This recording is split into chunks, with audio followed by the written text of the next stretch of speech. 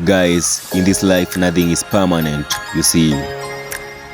Our sorrows, our sad moments, our happy moments, our joyful moments, they'll one day pass. Nothing is permanent. Our broke moment, our rich moment, even us, we are not permanent.